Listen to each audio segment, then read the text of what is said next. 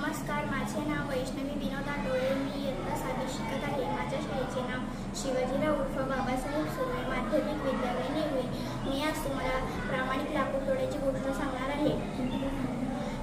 एका गावात एक गरीब लाकूड तोड्या राहत होता. तो जंगलात जुने सुकलेली लाकडे तोडण्यासाठी जात असत. त्याने तो आपल्या कुटुंबाची उपजीविका करत असत. एके दिवशी तो नदीकिनारी लाकडे तोडण्यासाठी गेला. अचानक त्याचा पाय घसरला आणि तो स्वतःला सावरत त्याची कुऱ्हाड पाण्यात पडली.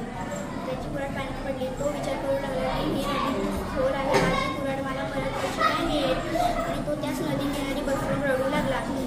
थोड्याच वेळात तिथे देव प्रकट झाले. देवाने त्याच्या रडण्याचे कारण विचारले. लाकूड तोड्या बोलला. लाकूड तोड्या तिथे घडलेली सर्व घटना लाकूड तोड्याने देवाला सांगितली. देव पाण्यात गेले आणि देवाने एक सोन्याची कुऱ्हाड आणली. लाकूड तोड्या बोलला की ही माझी कुऱ्हाड नाही आहे. देव पुन्हा पाण्यात गेले आणि त्याने एक चांदीची कुऱ्हाड आणली. लाकूड तोड्या बोलला ही पण माझी कुऱ्हाड नाही आहे. यावेळी देवाने एक लोह्याची कुऱ्हाड आणली. लाकूड तोड्या ती कुऱ्हाड पाहून खूप आनंदी झाला.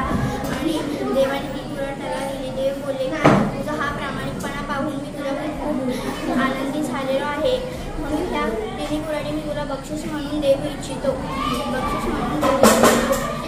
हे ऐकून लाकूड तोड्या खूप आनंदी झाला. लाकूड तोड्याने देवाचे आभार मानले. बोलले की देवा, मी तुझा खूप आभारी आहे. या सर्वांसाठी मी तुझा सदैव ऋणी राहील. या तात्पर्य या गोष्टीवरून आपल्याला ही शिकवण मिळते की प्रामाणिकपणा हा सर्वात चांगला गुण आहे.